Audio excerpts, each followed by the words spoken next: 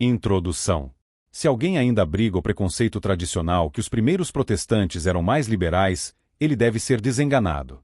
Salvo por algumas palavras esplêndidas de Lutero, confinadas aos primeiros anos, quando ele era impotente, não há quase nada a ser encontrado entre os principais reformadores a favor da liberdade de consciência. Assim que eles detinham o poder de perseguir, eles perseguiam. A. Smith, Preserved, S. The Social Background of the Reformation, pg 177, New York, Collier Books, 1962. O escopo deste trabalho visa trazer ao leitor de língua portuguesa uma parte da história esquecida, ou melhor, ignorada e desconhecida pela maioria da população, a Inquisição Protestante.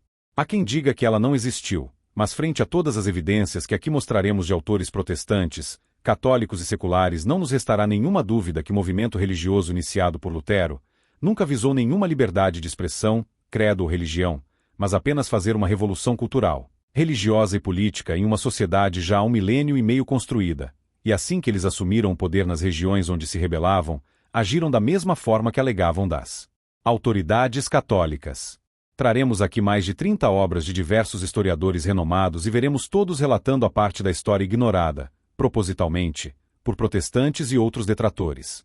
Colocaremos nas citações apenas o nome do autor da obra e a página da obra onde a citação se encontra, e no fim do texto, na bibliografia, colocaremos a referência à obra completa do autor, bem como o link das que se encontram disponíveis na internet, para quem quiser conferir a veracidade das citações e ter maiores informações sobre o assunto, assim o fizer.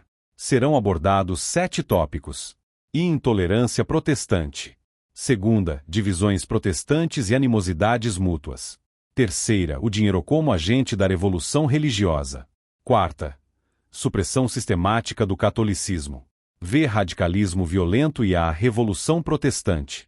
Sexta, morte e tortura a católicos, judeus e protestantes dissidentes. Sétima, a censura protestante. Intolerância protestante. Introdução e apanhado. 1. Citações de historiadores católicos e protestantes. A. Johann von Dollinger. Historicamente, não há nada mais errado do que a afirmação de que a Reforma foi um movimento em favor da liberdade intelectual. O contrário exato é a verdade. Para eles próprios, é verdade, luteranos e calvinistas reivindicaram a liberdade de consciência. Mas para conceder a outras pessoas nunca lhes ocorreu enquanto eles estavam do lado mais forte. A extirpação completa da Igreja Católica, e de fato de tudo que estava em seu caminho, era considerado pelos reformadores como algo totalmente natural. Grisar, Sexta, 268-269, Dollinger, Kirche und Kirchen, 1861, 68. B. Preserved Smith, S. Se alguém ainda abriga o preconceito tradicional que os primeiros protestantes eram mais liberais, ele deve ser desenganado. Salvo por algumas palavras esplêndidas de Lutero, confinadas aos primeiros anos, quando ele era impotente, não há quase nada a ser encontrado entre os principais reformadores a favor da liberdade de consciência. Assim que eles detinham o poder de perseguir, eles perseguiam. Smith, 177. C. Hartmann Grisar. Em Zurique, o Estado-Igreja de Zwinglio cresceu muito como fez Lutero. O Ecolampadius em Basileia e sucessor de Zwinglio, Bullinger, foram compulsionistas fortes. O nome de Calvino é ainda mais estreitamente ligado com a ideia do absolutismo religioso, enquanto a tarefa de entregar-se à posteridade sua doutrina dura de compulsão religiosa foi realizada por Beza em seu trabalho notório, sobre o dever de magistrados civis punir hereges. Os anais da Igreja estabelecida da Inglaterra foram igualmente, no início, escritos com sangue. Grisar, Sexta, 278. De Dicionário da Igreja Cristã de Oxford, Protestante. Os próprios reformadores, isto é, Lutero, Beza, e especialmente Calvino, eram intolerantes aos dissidentes tanto quanto aos católicos romanos. Dicionário da Igreja Cristã de Oxford, referência 1383. 2. O duplo padrão protestante polêmicas inquisitoriais, John Sotodard. A perseguição religiosa geralmente continua até uma das duas causas surgir para reprimi-la. Uma delas é a noção cética de que todas as religiões são igualmente boas ou igualmente sem valor. O outro é um espírito iluminado de tolerância, exercida para com todas as variedades de opinião sincera, inspirado pela convicção de que é inútil esforçar-se para obrigar a crença em qualquer forma de religião. Infelizmente, este espírito tolerante iluminado é de crescimento lento, e nunca foi tão evidente na história, Mas se afirmar que muito poucos católicos no passado foram inspirados por ela, a mesma coisa pode ser dita de protestantes. Este fato é esquecido pelos protestantes. Eles leem histórias de enregelar o sangue da Inquisição e de atrocidades cometidas pelos católicos, mas o que sabem a maioria dos protestantes de atrocidades protestantes nos séculos que sucederam à Reforma? Nada, a não ser que eles façam um estudo especial sobre o assunto. No entanto, estas atrocidades são muito bem conhecidas por todos os especialistas. Se eu não enumerar aqui as perseguições exercidas pelos católicos no passado, é porque não é necessário neste livro fazê-lo. Este volume é dirigido especialmente para os protestantes, e perseguições católicas são para eles suficientemente conhecidas. Agora, garantindo para fins de argumentação que tudo que normalmente é dito de perseguições católicas é verdade, a verdade é que os protestantes, como tal, não têm direito de denunciá-los, como se tais obras eram características dos católicos somente. Pessoas que vivem em casas de vidro não devem atirar pedras. É inquestionável que os campeões do protestantismo, Lutero, Calvino, Beza, Knox, Cranmer e Ridley, defenderam o direito das autoridades civis punir o crime de heresia. Rousseau diz verdadeiramente: a Reforma foi intolerante desde o seu berço, e seus autores foram perseguidores universais. Augusto Comte também escreve: a intolerância do protestantismo certamente não foi menos tirânica do que aquela com que o catolicismo é muito difamado. Filosofia Positive, 4ª, 51. O que faz, no entanto, perseguições protestantes especialmente revoltantes é o fato de que elas eram absolutamente incompatíveis com a doutrina fundamental do protestantismo, o direito de julgamento privado em matéria de crença religiosa. Nada pode ser mais ilógico do que em um momento afirmar que se pode interpretar a Bíblia de acordo consigo mesmo, e, ao lado, torturar e matá-lo por ter feito isso. Tampouco devemos esquecer isso: os protestantes foram os agressores, os católicos foram os defensores. Os protestantes estavam tentando destruir o antigo, estabelecido igreja cristã, que já existia há 1500 anos, e substituí-lo por algo novo, inexperiente e revolucionário. Os católicos foram defender uma fé, consagrado por séculos de associações pias e realizações sublimes. Os protestantes, ao contrário, estavam lutando por um credo que já estava começando a se desintegrar em seitas hostis, cada uma das quais, se ganhavam a mão superior, começava a perseguir o resto. Toda perseguição religiosa é ruim, mas, neste caso, duas partes são culpadas disso. Os católicos certamente tinham os motivos mais defensáveis para sua conduta. Em todo caso, o argumento de que as perseguições por heresia, perpetrados pelos católicos, constituem uma razão pela qual não se deve entrar na Igreja Católica, não tem uma partícula mais de força do que um argumento semelhante teria contra alguém que está entrando na Igreja Protestante. Em ambos houve aqueles merecedores de censura a este respeito, e o que se aplica a um aplica-se também ao outro. Sotodard, 204, 205, 209 e 210. 3. O século XVII. Rutherford, Milton, Locke. A tradição de intolerância entre os protestantes não morreu logo. Segundo o historiador protestante Owen Chadwick, a defesa mais habilidosa de perseguição durante o século XVII veio do presbiteriano escocês Samuel Rutherford. A Free Disputation Against Pretended Liberty of Conscience, 1649. Chadwick, 403. John Milton e John Locke, de outro modo relativamente iluminados protestantes, defenderam a tolerância, mas excluíram os católicos, o primeiro em seu Areopagitica, 1644, e o segundo em sua primeira carta sobre a tolerância, 1689. 4. Os perseguidos se tornam perseguidores. Uma das muitas ironias tragicômicas da Revolução Protestante é o fato de que os próprios protestantes perseguidos não conseguiram ver a luz. Muitas vezes, a resistência à tirania e a procura de liberdade religiosa são combinadas, como na Revolução Puritana na Inglaterra, e os vencedores, tendo alcançado a supremacia, em seguida, criam uma nova tirania e uma nova intolerância. Arknes, 222. Multidões de não-conformistas fugiram da Irlanda e da Inglaterra para a América. O que é surpreendente é o fato de que, após essas experiências, esses fugitivos não aprenderam a lição de tolerância e não concederam aos que eram diferentes liberdade. Quando eles se encontraram em uma posição para perseguir, eles tentaram superar o que haviam sofrido.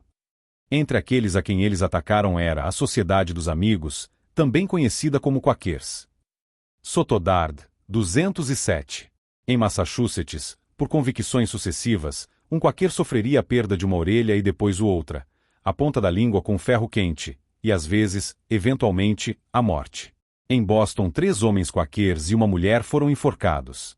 O batista Roger Williams foi banido de Massachusetts em 1635 e fundou a tolerante Rhode Island, Sotodard, 208. Para seu crédito, ele permaneceu tolerante. Uma exceção à regra foi William Penn, que foi perseguido pelos protestantes na Inglaterra e fundou a colônia tolerante da Pensilvânia. Quakeris, fé de Penn, tem um histórico honrado de tolerância, pois, tal como seu antecessor o anabatismo, é uma das mais subjetivas e individualistas seitas protestantes, e evita associação com o mundo, governos, militares, etc., de onde se encontra a energia necessária para perseguir. Assim, quakers estavam na vanguarda do movimento de abolição na América na primeira metade do século XIX. 5. A Maryland católica, a primeira colônia americana tolerante. A Marty P. Baltimore, recebeu, entre outras pessoas inglesas, mesmo os puritanos que odiavam católicos. Em janeiro de 1691, o novo regime trouxe tempos difíceis para os católicos quando os protestantes fecharam sua igreja, os proibiu de ensinar em público. Mas, o pequeno posto avançado de tolerância católica prática tinha deixado a sua marca da promessa na terra. Pilgrims in Their Own Land, 500 Years of Religion in America, New York, Penguin, 1984, 83, 85-86. Lord Baltimore permitiu várias centenas de puritanos, indesejáveis na Virgínia Episcopal. Maryland entrou em 1648, Verelis, abaixo, p. 37. B. John Tracy Ellis. Pela primeira vez na história, todas as igrejas seriam toleradas, e nenhuma seria agente do governo. Católicos e protestantes lado a lado em termos de igualdade e tolerância desconhecidas no país-mãe. O esforço se provou vão. Para o elemento puritano, em outubro de 1654, revogou a lei de tolerância e proibiu os católicos, condenando 10 deles à morte, 4 dos quais foram executados. De 1718 até a eclosão da Revolução, os católicos de Maryland foram cortados de toda participação na vida pública, para não falar dos decretos contra seus serviços religiosos e escolas para o ensino católico. Durante o meio século que os católicos tinham governado Maryland, não haviam sido culpados de um único ato de opressão religiosa. A American Catholics, Garden City, Nova York, Double Image, 1956, 36, 38-39. C. Dicionário de Oxford da Igreja Cristã, Protestante. No século XVII, os casos mais notáveis de tolerância prática foram as colônias de Maryland, fundada por Lord Baltimore em 1632 para os católicos perseguidos, que ofereceu asilo também para os protestantes, e de Rhode Island, fundada por Roger Williams. Referência: 1383. As histórias de intolerância protestante na América antes de 1789 poderiam ser multiplicadas indefinidamente. Jefferson e Madison, querendo completamente a liberdade religiosa, estavam reagindo principalmente a essas guerras interprotestantes pelo domínio, e não às brigas de pós-reforma europeia. Aqui estamos preocupados com a era imediata da Revolução Protestante, cerca de 1517 a 1600, por isso as histórias acima terá de ser suficiente como exemplos completamente típicos. 6. Conclusão, Will Durant. O princípio que a reforma tinha confirmado na juventude de sua rebelião, o direito de julgamento privado, foi tão completamente rejeitado pelos líderes protestantes como pelos católicos. A tolerância foi definitivamente menor após a reforma do que antes dela. Durant, 456, referindo-se ao ano de 1555. Segunda, divisões protestantes e animosidades mútuas. 1. Observações gerais. Dissensões atormentaram o protestantismo desde o início, ainda que se pense que uma religião que enfatiza o individualismo e a consciência seria livre de tais problemas e que promoveria o respeito mútuo. O mito da magnanimidade protestante e da coexistência pacífica, especialmente na sua infância, morre inequivocamente uma vez que os fatos são apresentados. 2. Lutero fala sobre Zwinglio e seus seguidores. Zwinglio era ganancioso por honra. Ele não aprendeu nada de mim. O Ecolampadius também julgava ter aprendido a me ouvir ou a aprender comigo. Grisar, 4ª, 309, In Table Talk, 1540. Zwinglianos estão lutando contra Deus e os sacramentos como os inimigos mais inveterados do verbo divino. Jansen, V, 220-221, LL, 3ª, 454-456. Seria melhor anunciar a condenação eterna do que a salvação pelo estilo de Zwinglio ou o Ecolampadius. Daniel Hobbes, 85. Os zwinglianos acreditavam que a Eucaristia era totalmente simbólica, talvez a posição da maioria dos protestantes de hoje. Portanto, qualquer um que também acredite nisso teria citações acima ditas sobre si pelo Dr. Lutero, que se agarrou com firmeza na consubstanciação, isto é, o próprio corpo e sangue de Cristo estão presentes na comunhão, juntamente com o pão e o vinho. 3. Lutero fala sobre Bucer. Eles pensam muito de si, o que, de fato, é a causa e a fonte de todas as heresias. Assim Zwinglio e Bucer agora apresentam uma nova doutrina. Tão perigoso é o orgulho no clero. Grisar, Sexta, 283, W.A., volume 38, 177 ff. Um mexerico, um meliante completo. Eu não confio nele de maneira alguma, pois Paulo diz Tito 3:10 ao homem herege, depois de uma e outra admoestação, evita-o. Grisar, Sexta, 289, Table Talk, edição. Matesius, Crocker, 154, 253. 4. Calvino fala sobre Lutero e os luteranos. O que pensar de Lutero? Eu não sei. Com a sua firmeza está misturada uma boa dose de obstinação.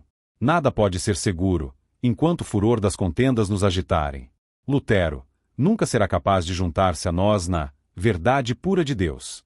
Pois ele pecou contra ele, não só na vanglória, mas também na ignorância e na extravagância mais grosseira.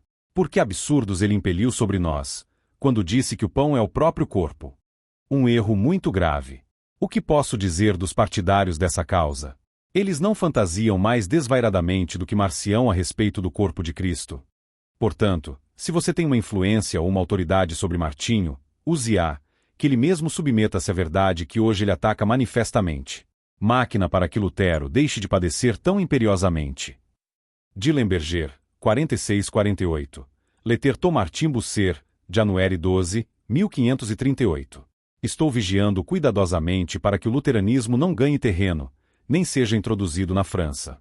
O melhor meio de fiscalizar o mal seria que a confissão escrita por mim seja publicada. Dillenberger, 76. Letterto Heinrich Bullinger, July 2, 1563. 5. Melanchthon sobre Zwinglio. O time do Melanchthon lançou pelo menos uma desfeita contra Zwinglio. Zwinglio não diz quase nada sobre a santidade cristã. Ele simplesmente segue os pelagianos, os papistas e os filósofos. Daniel Hobbes, 261. 6. Lutero sobre os hereges protestantes. Heresiarcas, permanecem obstinados em seus próprios conceitos. Eles não permitem que ninguém encontre falhas neles, e não toleram oposição. Este é o pecado contra o Espírito Santo, para o qual não há perdão. Grisar, Sexta, 282, W.A., volume 19, 609 ff. Eles são hereges e apóstatas, que seguem suas próprias ideias, ao invés da tradição comum da cristandade, que, por pura libertinagem, inventam novas formas e métodos. Grisar, Sexta, 282-283, W.A., Sétima, 394. Grisar acrescenta. Em seu estado de espírito, tornou-se, por fim, uma impossibilidade para ele perceber que a sua hostilidade e intolerância com os hereges dentro do seu rebanho poderia redundar nele mesmo. Grisar, Sexta, 283. Nós devemos considerar os fanáticos como condenados. Eles efetivamente se atrevem a coletar falhas em nossa doutrina. A plebe canalha faz um grande estrago para o nosso evangelho. Grisar, Sexta, 289, E.A., volume 61, 8 ff. Estou no encalço dos sacramentários e dos anabatistas, vou desafiá-los a lutar, e eu vou atropelar todos eles com meus pés. Daniel Hobbes, 86. Sacramentarianos ou sacramentários eram aqueles que negavam a presença real na Eucaristia, por exemplo, Zwinglio. Desnecessário dizer que a Escritura condena o orgulho, Romanos 12:16. Afeiçoai-vos com as coisas modestas. Não sejais sábios aos vossos próprios olhos. Ver também, Prof. 3:07, Rom 11:20, 12:03, 1 Coríntios 3:18, 8:2, Efésios 2:9. Terceira, o dinheiro como agente da revolução religiosa. 1. Observações gerais. Hilaire Belloc. Veio, por volta de 1536 a 1540, uma mudança. A tentação de saquear os bens da igreja e que o hábito de fazê-lo tinha aparecido e estava crescendo, e isso criou rapidamente um grande interesse em promover a mudança de religião. Aqueles que atacaram a doutrina católica, como, por exemplo, nas questões de celibato nas ordens monásticas, abriram a porta para a apreensão dos enormes dotes clericais pelos príncipes. A propriedade de conventos e mosteiros passaram por atacado para os saqueadores sobre grandes áreas da cristandade: Escandinávia, as Ilhas Britânicas, a Holanda do Norte, grande parte das Alemanhas e muitos dos cantões suíços. As doações de hospitais, faculdades, escolas, grêmios, foram em grande parte, embora não totalmente aproveitada. Tal mudança econômica em tão pouco tempo a nossa civilização nunca tinha visto. Os novos aventureiros e os senhores mais velhos que tinham tão de repente enriquecido, viram, no retorno do catolicismo, perigo para suas novas imensas fortunas. Belloc, 9L0. B. Will Durant. As cidades acharam o protestantismo rentável, pois uma ligeira alteração na sua roupagem teológica, eles escaparam de impostos e cortes episcopais, e poderiam se apropriar de parcelas agradáveis de propriedade eclesiástica. Os príncipes poderiam ser espirituais, bem como senhores temporais, e toda a riqueza da igreja poderia ser deles. Os príncipes luteranos suprimiram todos os mosteiros no seu território, exceto alguns cujos membros haviam abraçado a fé protestante. Durant, 438-439. C. Henry Daniel Hobbes. Desde o início, a revolta espiritual de Lutero gerou a ganância material. Os governantes alemães, escandinavos e os monarcas Henrique VIII da Inglaterra tinham todos aproveitado a quebra da tutela papal para se apropriar tanto da riqueza quanto o controle de suas respectivas igrejas. Daniel Hobbes, 309-310. 2. Melanchthon sobre o príncipe. Eles não se importam em nada sobre religião. Eles estão apenas ansiosos para ter o domínio em suas mãos, para serem livres do controle dos bispos. Sob a capa do Evangelho, os príncipes ficaram apenas com a intenção de apilhagem das igrejas. Durant, 438-440. 3. Um precedente, os hussitas. Os protestantes tinham aprendido com os hussitas, boemianos que afirmavam seguir o herege João Hus, a quem Lutero aclamou como um dos seus precursores. Após a execução de Hus, em 1415, os exércitos maltrapilhos zelosos. Passou acima e abaixo da Boêmia, Morávia e Silésia, pilharam monastérios, massacrando monges, e obrigando a população a aceitar as 4 artigos de Praga. Durant, 169. 4. Suécia, Gustavus Vasa. Na Suécia, Gustavus Vasa privou a igreja de todas as suas propriedades de terras. A proporção de terrenos detidos pela coroa aumentou durante o seu reinado de 5,5% para 28%, a da igreja de 21% para 0. Dickens, 191. 5. Escócia e Inglaterra. Os grandes nobres escoceses apoiaram a revolução religiosa porque deu-lhes o poder de roubar a igreja e a monarquia em atacado. Belloc, 112. Da mesma forma, a reforma inglesa foi perpetrada principalmente por meio de saque nos mais altos níveis do governo. 6. Desdém de Erasmo sobre a pilhagem protestante. O maior estudioso e homem de letras na Europa nesta época, Erasmo, que olhava com algum favor sobre a reforma inicialmente, mas passou a desprezá-la quando ele viu seus frutos, escreveu em 10 de maio, 1521, apenas algumas semanas depois da Dieta de Worms, sobre aqueles que cobiçam a riqueza dos homens da igreja. Ele continua a dizer: isso certamente é uma bela mudança de coisas, se a propriedade é perversamente tirada de sacerdotes, de modo que os soldados podem fazer uso dela na pior forma, e o último desperdiça suas próprias riquezas, e às vezes a dos outros, de modo que ninguém se beneficia. Erasmus, 157. 4. Supressão sistemática do catolicismo. 1. Observações gerais. Jansen nos conta as visões dos principais reformadores a esse respeito. Lutero ficava satisfeito com a expulsão dos católicos. Melanchthon era favorável à imposição de penas corporais contra eles. Zwinglio sustentava que, caso necessário, o massacre de bispos e padres era obra ordenada por Deus. Jansen, v. 290. 2. Zwinglio, Zurique. A Zurique sob Zwinglio definitivamente não era um paraíso de liberdade cristã. A presença nos sermões era convocada sob ameaça de punição. Todo o ensinamento e culto da igreja que desviasse das prescrições eram passíveis de punição. Mesmo fora do distrito de Zurique, os clérigos não estavam autorizados a rezar a Santa Missa e tampouco os leigos autorizados a frequentá-la. Chegou a ser proibido, sob pena de severo castigo, manter fotos ou imagens mesmo que na privacidade de casa. O exemplo de Zurique foi seguido por outros cantões, províncias, suíços. Jansen, v. 134-135. A Santa Missa foi abolida de Zurique em 1525, Dickens, 117.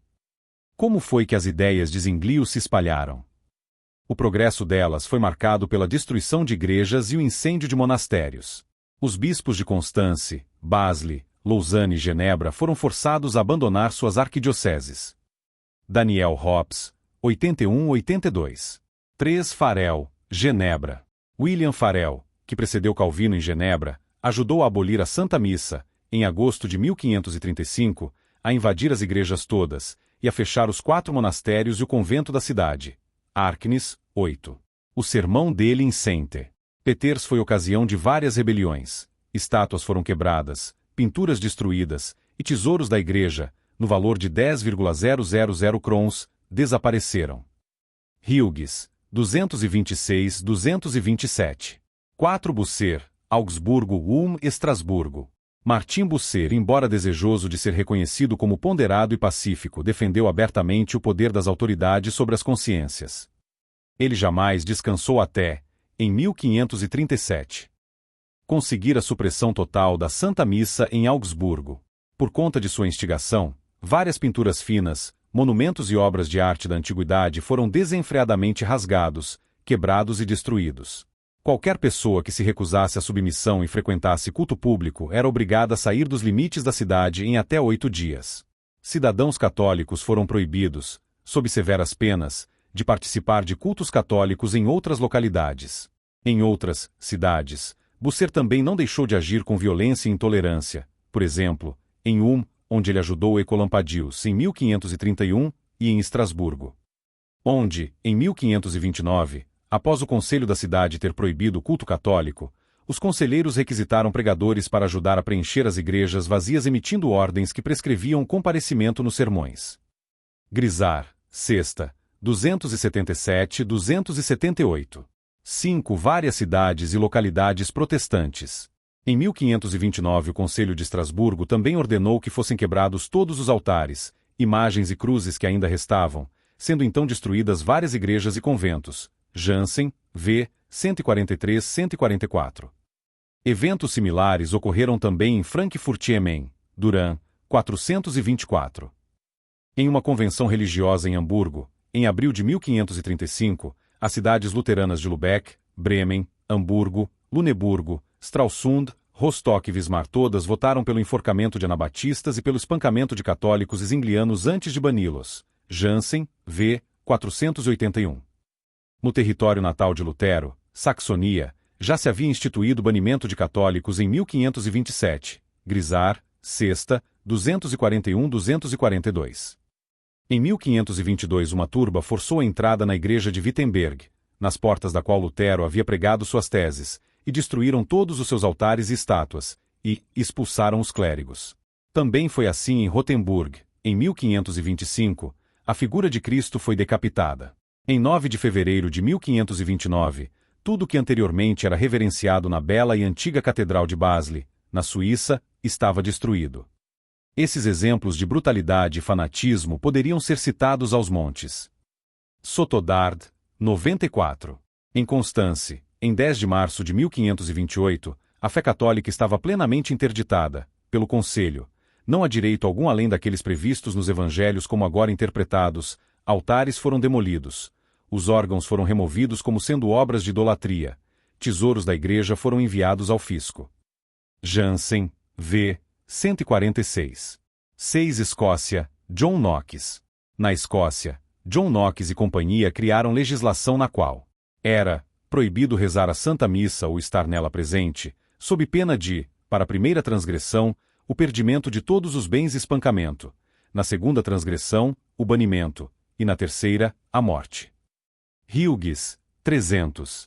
Knox, como quase todo fundador protestante, estava persuadido de que tudo que nossos adversários fazem é diabólico. Ele se alegrava com isso.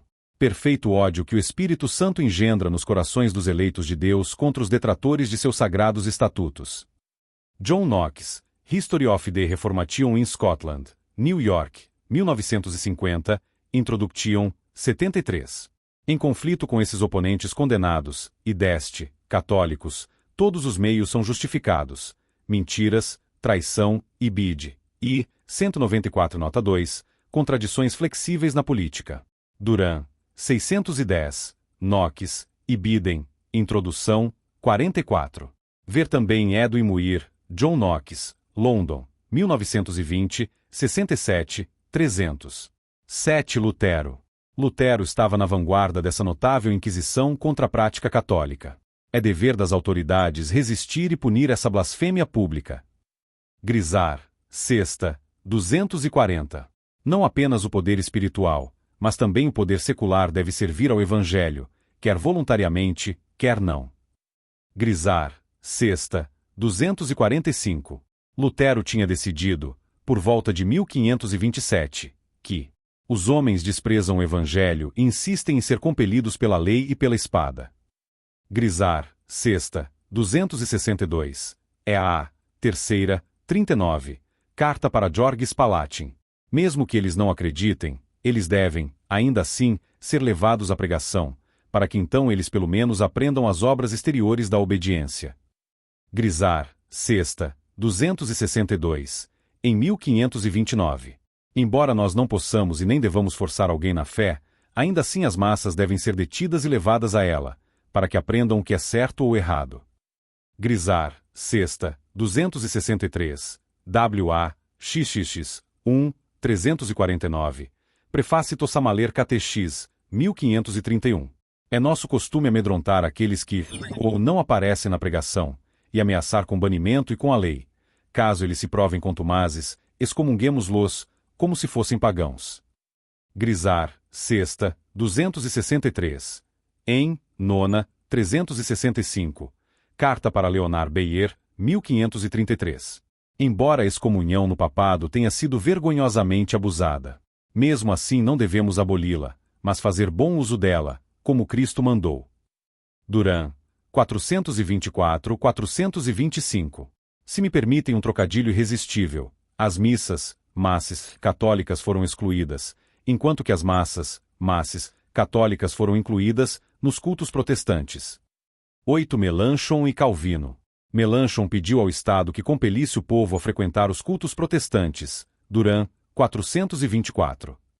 Mais tarde, na Saxonia, 1623, mesmo a confissão auricular e a Eucaristia tornaram-se estritamente obrigatórias por lei, passíveis de punição por banimento. Grisar, Sexta, 264. Calvino, em Genebra, também empurrou a coerção religiosa a um grau absurdo. 9. Conclusão, ou em Chadwick. Os estados protestantes não questionaram que professores de doutrinas desaprovadas devessem ser impedidos de pregar.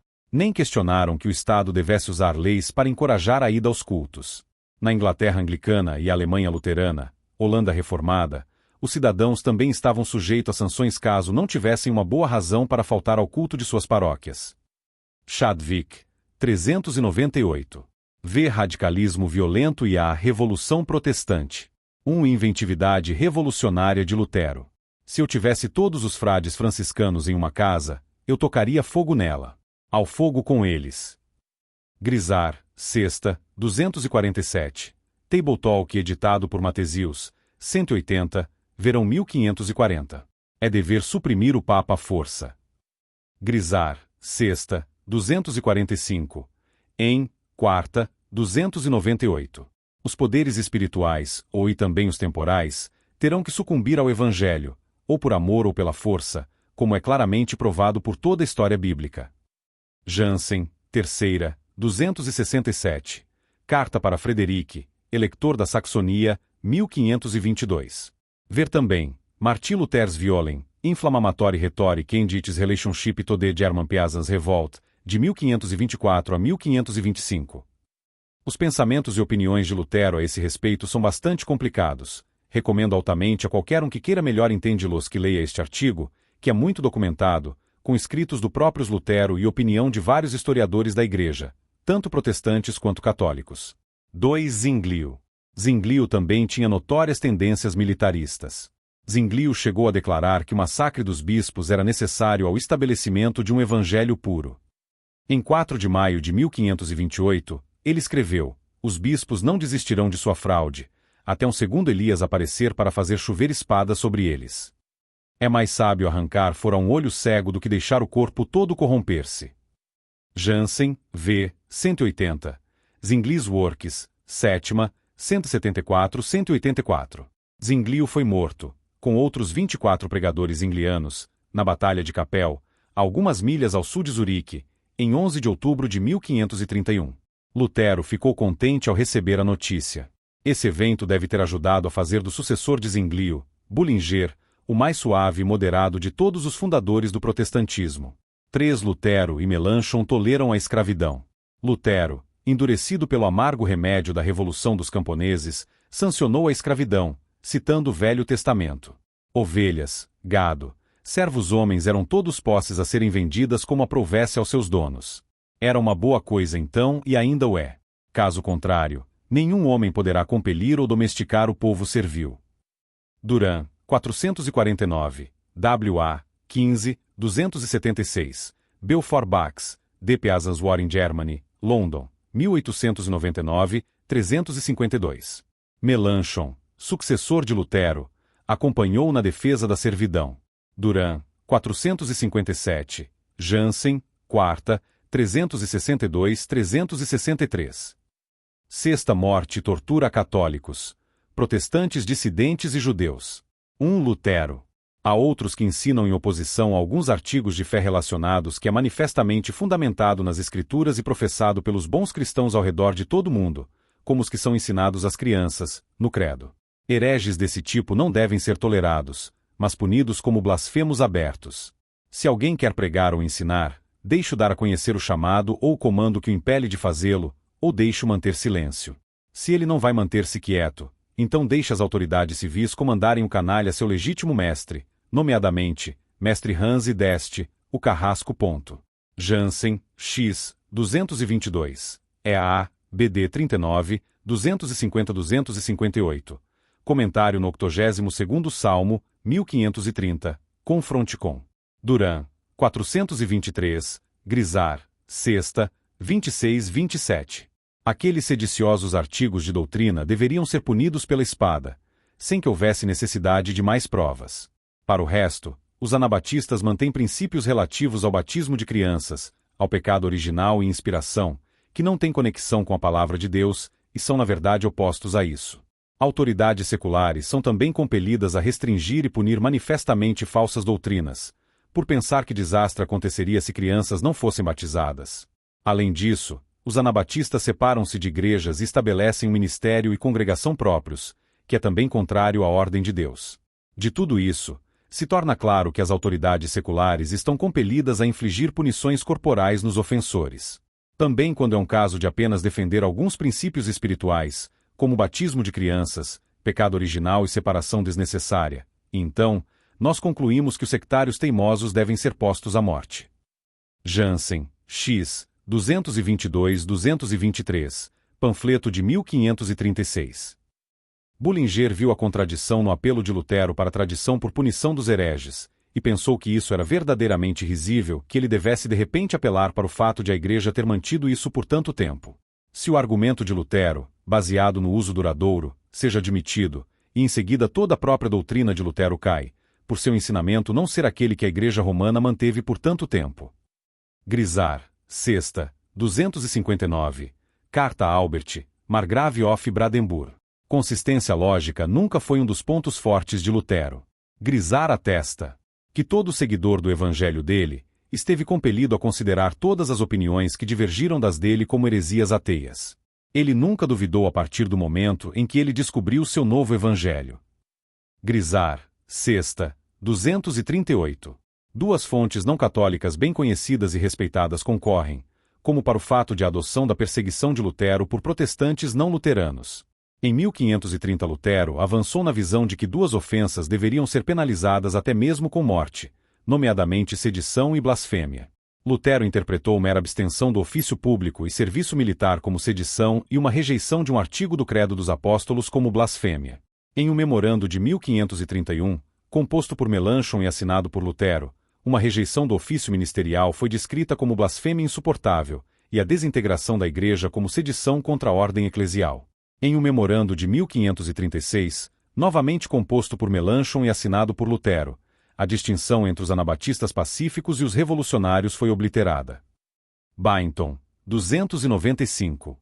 Sob os vários critérios que Lutero pensou serem heréticos, sediciosos ou blasfemos, os seguintes grupos seriam passivos de morte: batistas, pentecostais, muitos evangélicos independentes, operação de resgate de ativistas pró-vida, ativistas pelos direitos civis, abolicionistas, os pais descobridores da América, muitos libertários e conservadores, comunistas e socialistas, muitos membros de comunas, irmãos de Plymouth, menonitas, quakers, amish, humanistas e ateus, todos os não cristãos, a maioria dos liberais teológicos, todos os cultistas, projeto de trapaceiros e objetores de consciência, e alguns estudantes caseiros.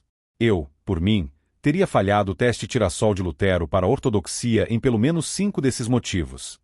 É instrutivo observar como Lutero se moveu da tolerância para o dogma como poder dele e certamente cresceu. Em 1520 Lutero ordenou todo homem um padre e adicionou: nós deveríamos vencer hereges com livros, não com queimadas.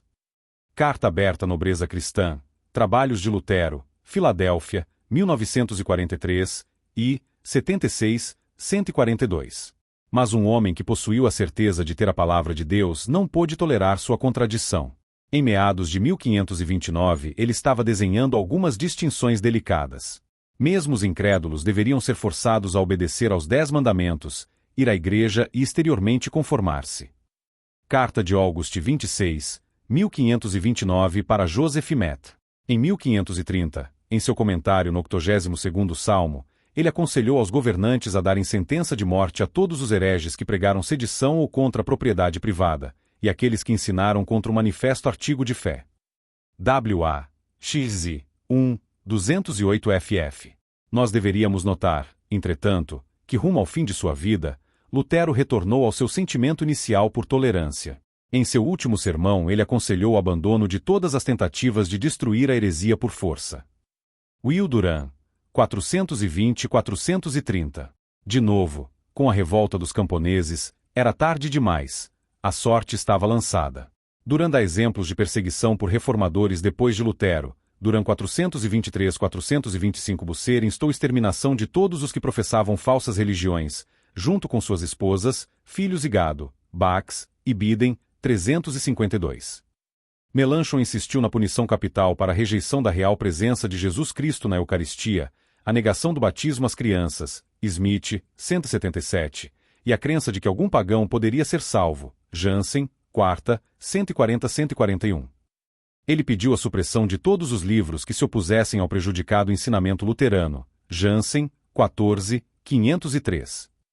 Os estados protestantes suprimiram ou proibiram a adoração católica e apreenderam as propriedades católicas, Jansen, 6ª, 46-63, 181, 190, 208-214, 348-349. Censura pela imprensa foi adotada, Jansen, 4ª, 232 ff, junto com a excomunhão, P.E., no Augsburg Confession, de 1530. Kurt Reinhard, autor dos 2 volumes de História da Alemanha, escreveu: a Igreja invisível que Lutero teve esperança de estabelecer nos corações dos fiéis cresceu em uma tão visível instituição humana. Lutero viu-se compelido a mantê-la à força e se virar contra os próprios princípios de liberdade individual e tolerância. Os ideais de liberdade espiritual, julgamento individual e pura intimidade de Lutero, na verdade, nunca foram corporificados na completa estrutura de sua igreja. A maior parte das ideias que levaram à quase ruptura com Roma teve que procurar refúgio no abrigo dessas seitas separatistas que foram perseguidas a ferro e fogo pelas 3 igrejas reformadas. Alemanha, 2000 anos, e Nova York, Ungar, edição revisada de 1961, 235, 237. Pode-se imaginar como os judeus poderiam passar por essa atmosfera intolerante entre cristãos, reais ou de fachada. Para os judeus, Lutero aconselhou: deixe que suas casas sejam aniquiladas e destruídas. Deixe que seus livros de orações e talmuds sejam tirados deles, assim como suas bíblias sagradas. Deixe que seus rabinos sejam proibidos, na dor da morte, de ensinar mais doravante. Desde que as ruas e estradas sejam fechadas contra eles. Deixe que eles sejam proibidos de praticar a usura, e deixe que todo o dinheiro, todos os tesouros de prata e ouro deles sejam tirados e guardados em algum lugar em segurança. E se tudo isso não for suficiente, deixe que eles sejam dirigidos como cachorros loucos para fora da terra. Xixi, 217-233, Duran, 422, sobre os judeus e suas mentiras, 1543, Duran cita como sendo sua fonte Jansen, terceira, 211-212. O mais triste é que anteriormente Lutero falou com mais tolerância sobre os judeus. Agora, como um velho homem que foi sitiado com doença, frustração, dissensão e decepção, mas em tempos atormentado pela dúvida, ele soltou sua língua com consequências incalculáveis novamente. 2. Melanchthon. Melanchthon aceitou a presidência da Inquisição secular que suprimiu os anabatistas na Alemanha com prisão ou morte. Por que deveríamos ter mais pena desses homens do que Deus tem? Ele perguntou, por pensar que Deus tinha destinado todos os anabatistas para o inferno. Duran, 423. Uma inquisição regular foi estabelecida em Saxone, com Melanchthon no banco, e sob isso muitas pessoas foram punidas, algumas com morte, outras com prisão perpétua, outras com exílio. Smith, 177. Mesmo que os anabatistas não defendessem nada sedicioso ou blasfemo era, em sua opinião, dever das autoridades colocarem-nos à morte. Grisar, sexta, 250, BR, segunda, 17 ff, fevereiro de 1530. No final de 1530, Melanchthon elaborou um memorando no qual defendeu um sistema regular de coerção pela espada, e deste, morte aos anabatistas.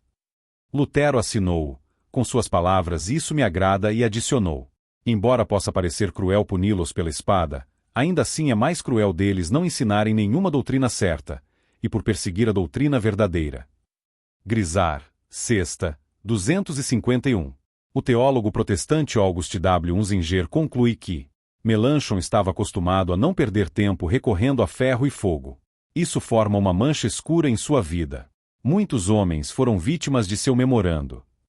Grisar, sexta, 270, Die Theol, der Gegenwart, 1909, segunda, 3, 49. Em 1530 Melanchthon recomendou morte por rejeição da real presença de Cristo na Eucaristia, mas mudou de ideia nessa doutrina, depois, em sua vida. Duran, 424. 3. Zwinglio. Jovens estudiosos da Bíblia, dos quais uma vez ele foi mentor, estavam agora defendendo uma reforma mais radical, recusando-se a ter seus bebês batizados, citando Zwingli em suas ideias anteriores. Em janeiro de 1525, Zwingli concordou que eles merecessem punição capital, por rasgar o tecido de uma sociedade cristã perfeita.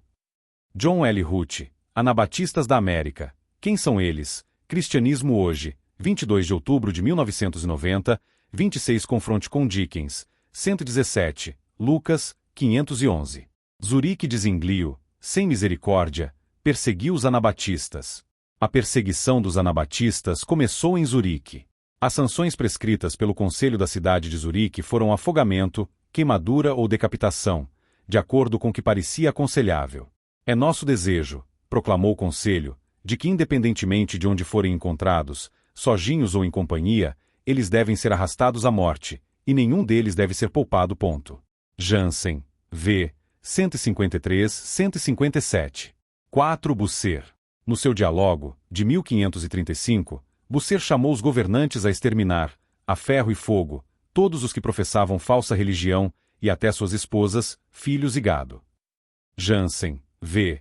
367-368, 290-291.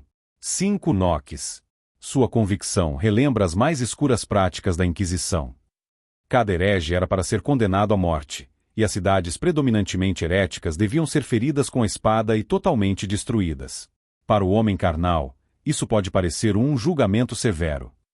No entanto, não encontramos nenhuma exceção, mas todos são nomeados para a morte cruel. Mas, nesses casos, Deus quer que todos desistam de raciocínio quando o mandamento é dado para executar os seus juízos. Duran, 614, Edwin Muir, John Knox, London, 1920, 142. 6. Inglaterra. Elizabeth está no registro pela queima de 2 anabatistas holandeses em 1575. Henrique VIII queimou um grupo deles em um dia, em 1535. Hughes, 143. 6 monges cartuchos, um monge briditino, e o bispo de Rochester, São João Fisher, foram enforcados ou decapitados, o bispo, alguns sendo estripados, arrastados e esquartejados, em maio e junho de 1535, tudo por negar que Henrique VIII era o chefe supremo na terra da Igreja da Inglaterra. Hughes, 181-182. Hugh Latimer, um reformador inglês, tinha, comenta Will Durant, manchou sua carreira eloquente, aprovando a queima de anabatistas e franciscanos obstinados sob Henrique VIII. Durant, 597.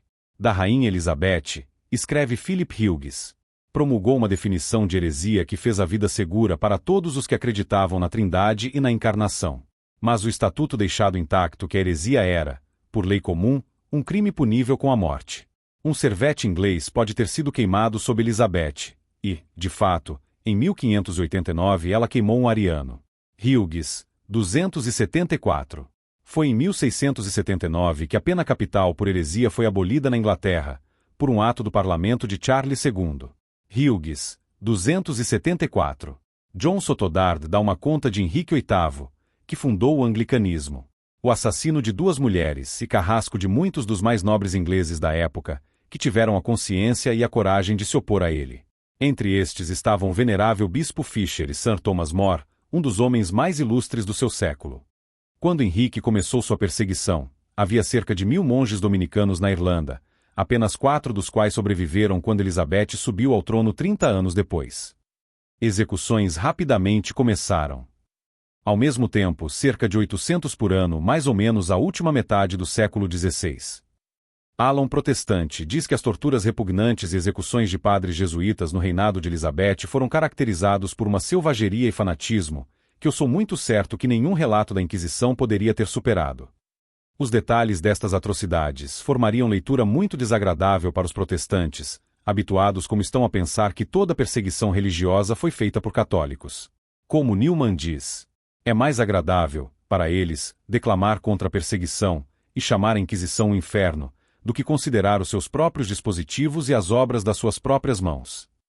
Sotodard, 131, 132, 135. Sitting Henry Allen, Constitutional History of England, I, 146. Sotodard narra a posterior perseguição na Inglaterra, dos dissidentes. Sob Elizabeth, presbiterianos, por exemplo, foram de marca, presos, banidos, mutilados e até mesmo condenados à morte. Alguns anabatistas e unitários foram queimados vivos. Sotodard, 205. Bispos anglicanos eram cúmplices silenciosos e testemunhas de muita tortura. Sotodard, 205-206. Na Irlanda, os bispos foram executados pelos ingleses em 1578, 2, 1585 e 1611. Em 1652 foi feita uma tentativa de exterminar todo o sacerdócio católico irlandês. Uma lei assinada pelos membros da Comissão para o Parlamento da Inglaterra decretou que cada sacerdote romanista deveria ser enforcado, decapitado, esquartejado, suas entranhas retiradas e queimadas, e sua cabeça fixada em um poste em algum lugar público. Finalmente, somente um prelado católico foi deixado em toda a ilha. Sotodard, 206. Dissidentes na Irlanda também sofrerá misérias. Instâncias são registradas de dissidentes cujos dedos foram arrancados pedaços, cujos corpos foram cauterizados com ferro em brasa, e cujas pernas foram quebradas. Suas esposas também foram chicoteadas em público. Sotodard, 207. 7. Calvino. A apanhado geral. No prefácio das Institutas, admitiu o direito do governo de condenar os hereges à morte. Ele achava que os cristãos deveriam odiar os inimigos de Deus. Aqueles que defendiam hereges deveriam ser igualmente punidos. Smith, 178. Durante o reinado de Calvino em Genebra, entre 1542 e 1546. 58 pessoas foram condenados à morte por heresia. Durant, 473. Enquanto ele não recomendou diretamente o uso da pena de morte por blasfêmia, defendeu seu uso entre os judeus. Arquines, 102. Em defesa do apedrejamento dos falsos profetas, Calvino observa: o pai não deve poupar o filho, nem o marido a sua própria esposa. Se ele tem algum amigo que é tão caro a ele como sua própria vida, colocai-o à morte. Arquines, 107. Calvin, Opera Obras, volume 27, 251. Sermão em Deuteronômio 13, 6-11. Ele fala da execução de católicos, mas, como Lutero, não tenta prontamente agir em sua retórica. Pessoas que persistem nas superstições do anticristo romano merecem ser reprimidos pela espada. Arquines, 96. Carta ao Duque de Somerset, outubro 22, 1548. B. James Gruet. Em janeiro de 1547, em Genebra de Calvino, um James Gruet, uma espécie de livre-pensador de moral duvidosa, foi acusado de ter publicado uma nota que implicava que Calvino deveria deixar a cidade. Ele foi imediatamente preso e uma busca de casa em casa feita por seus cúmplices. Este método não revelava nada, exceto que Gruet havia escrito em um dos trechos de Calvino as palavras tudo lixo. Os juízes colocá-lo na tortura, 2 vezes por dia, de manhã e à noite, durante um mês inteiro. Ele foi condenado à morte por blasfêmia e decapitado em 26 de julho de 1547. A liberdade evangélica já tinha chegado ao ponto em que seus campeões tiravam a vida de um homem apenas por escrever uma sátira. Huizinga, 176, confronte com Daniel Hobbes, 82-83. Durand dá mais detalhes. Meio morto, ele foi amarrado a uma estaca, os pés foram pregados nela, e sua cabeça foi cortada. Durand, 479. C. Os irmãos Comparé. Em maio de 1555, um motim bêbado ocorreu, precipitado por um grupo que se opôs ao excesso de refugiados estrangeiros em Genebra. Dissidentes de Calvino foram denominados libertinos. Os irmãos Comparé, 2 barqueiros humildes, foram executadas e pedaços de seus corpos desmembrados pregadas nas portas da cidade. Daniel Hobbes, 192. Os irmãos Comparé, com a aprovação de Calvino, foram torturados. Sob tortura eles disseram que o motim tinha sido premeditado, mas negaram novamente antes de sua execução. Um número, incluindo François Berthelier, foram decapitados. Vários outros foram banidos, e as esposas dos condenados também foram expulsas da cidade. Arquines, 48.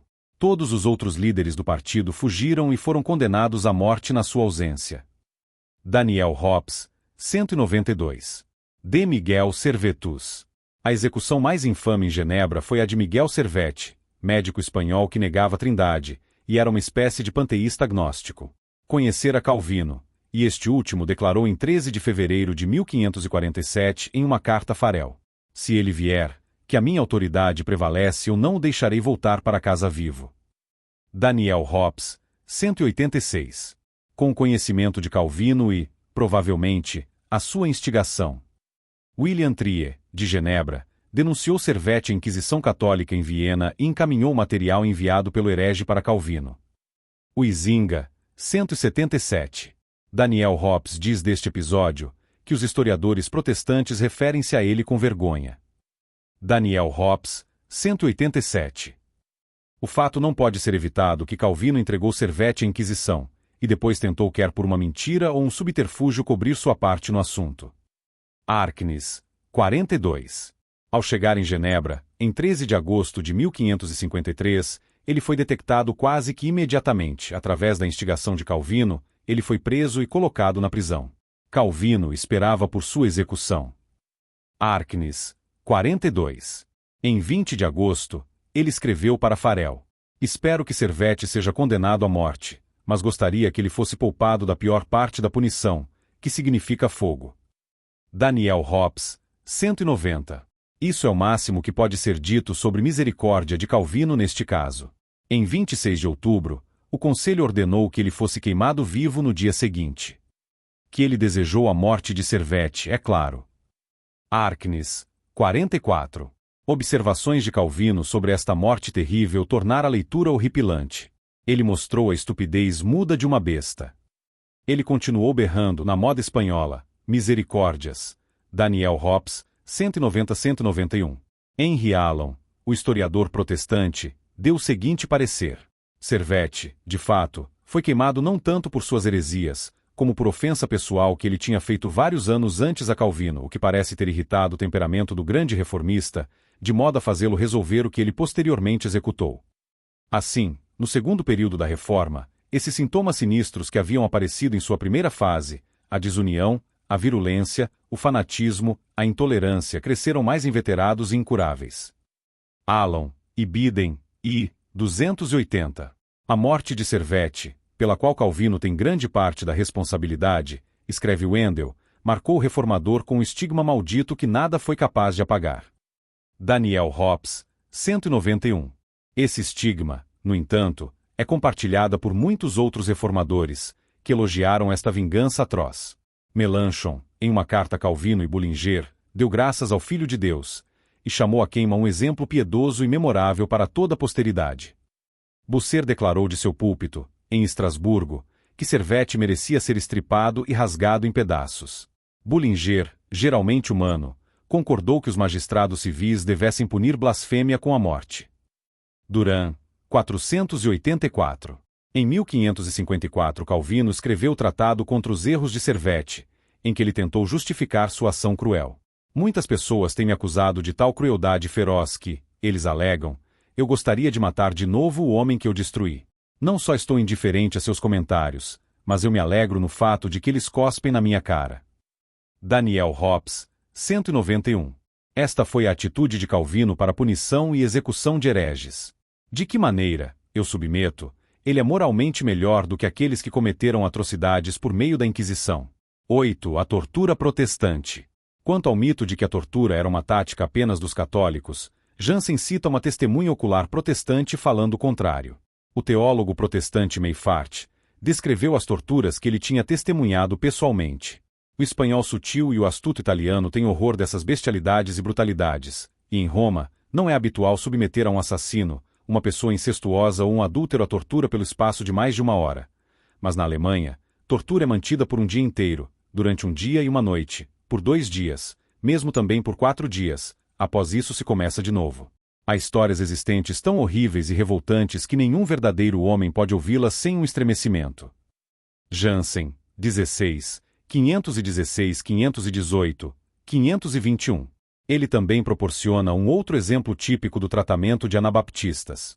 Em Augsburg, na primeira metade do ano 1528, cerca de 170 anabatistas de ambos os sexos foram presos ou expulsos por ordem do novo Câmara Municipal Religiosa. Alguns eram queimados nas bochechas com ferros quentes, muitos foram decapitados, alguns tiveram suas línguas cortadas. Jansen, v. 160. 9. Conclusão. Perseguição, incluindo penas de morte por heresia, não é apenas uma falha católica. É evidente que é também um erro protestante e um ponto cego geral da Idade Média, assim como o aborto em nossa época supostamente iluminada. Além disso, é uma mentira deslavada afirmar que o protestantismo em sua aparência inicial defendeu a tolerância. A evidência, até agora, apresentada refuta essa noção para além de qualquer dúvida. 7. A censura protestante. 1. Visão geral. Os primeiros protestantes não eram os campeões da liberdade de expressão e liberdade de imprensa, nem, como somos levados a acreditar, mais do que eles estavam a liberdade de religião ou de credo, e não por um longo tempo. A supressão da missa e frequência à igreja forçada pela lei civil são exemplos dessa intolerância à liberdade de pensamento e ação. Nem era católica e literatura sectária livre. Com exceções isoladas, encontramos em todos os lugares as opiniões que são exatamente aquelas em harmonia como o príncipe territorial do dia, que se esforça o máximo para suprimir todos os pontos de vista diferentes. A teoria da autoridade absoluta, igreja sobre poderes seculares, era em si suficiente para fazer um sistema de tolerância impossível no lado protestante.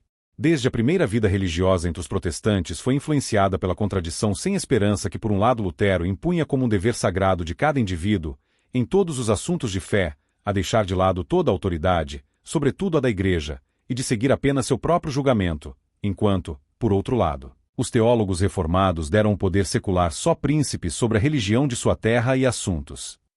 Lutero nunca tentou resolver esta contradição.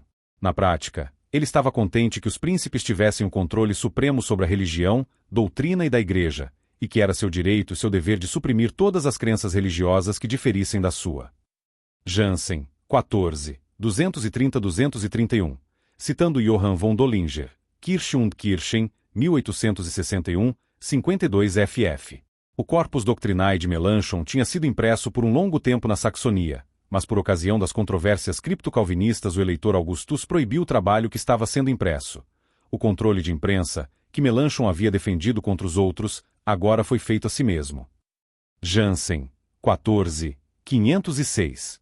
Nas cidades protestantes grupos de pregadores intrigados-se, com a ajuda das autoridades municipais reprimiram os escritos de todos os partidos de oposição.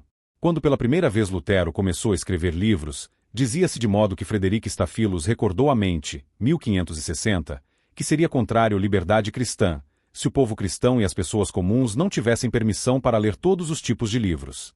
Agora, no entanto, os próprios luteranos estão proibindo a compra e leitura de livros de seus adversários e por membros apóstatas e seitas. Jansen, 14, 506-507. Os príncipes protestantes amaram e encorajaram a censura, porque, com a sua ajuda, eles poderiam suprimir a queixa bem merecida contra o seu roubo aos bens da Igreja, ou de outros atos interesseiros, ou mesmo atos criminosos. Jansen, 14, 507. Violação das ordens de censura eram em toda parte severamente punidas. Jansen, 14, 234. 2. Lutero suprimiu Bíblias católicas. Jansen escreve de um exemplo de censura hipócrita de Lutero, 1529. Lutero escreveu a respeito desta tradução católica da Bíblia. A liberdade da palavra, o que ele reivindicou para si mesmo, não estava sendo dada ao seu adversário Inser. Quando ele soube que a tradução de Inser ia ser impressa em Rostock, ele não só recorreu-se ao seu seguidor, Duque Henrique de Mecklenburg, com pedido de que, para a glória do Evangelho de Cristo da salvação de todas as almas, ele colocasse um fim a essa impressão, mas ele também pediu os conselheiros do eleitor da Saxonia para apoiarem sua ação. Ele negou o direito e o poder das autoridades católicas para inibirem seus livros. Por outro lado, ele invocou o braço das autoridades seculares contra todos os escritos que forma desagradáveis a ele. Jansen, 14, 503-504. 3. Lutero e Melanchthon reprimem livros suíços e anabatistas. Quando a controvérsia sobre a ceia do Senhor foi iniciada em Wittenberg, foram levadas ao máximo as precauções para suprimir os escritos dos teólogos reformados suíços e dos pregadores alemães que partilhavam as opiniões dos últimos. Por iniciativa de Lutero e Melanchthon foi emitido, em 1528, pelo eleitor João da Saxonia, um edital com o seguinte teor: livros e panfletos, dos anabatistas, sacramentarianos, etc., não devem ser autorizados a serem comprado, vendido ou leidos. Também aqueles que estão cientes de tais violações das ordens aqui estabelecidas e não darem informações, serão punidos com a perda de vidas e bens. Jansen, volume 14, 232-233, BR, 4ª, 549. Melanchthon exigiu da maneira mais severa e abrangente a censura e repressão de todos os livros que estavam dificultando o ensino luterano. Os escritos de Zwinglio e os Zwinglianos foram colocadas formalmente no Índice de Wittenberg. Jansen, volume 14, 504. Confira Duran, 424. 4. Universidades protestantes. Além disso, o antagonismo também tinha crescido entre as universidades protestantes, e um censurava o outra de aderir e gerar falsas doutrinas, a própria Wittenberg, mas ultimamente considerada como berço de uma nova revelação e da Igreja recém-despertado de Cristo, em 1567, foi declarada como um esgoto fedorento do diabo. Jansen, volume 14, 231-232. 5. Várias cidades e áreas protestantes.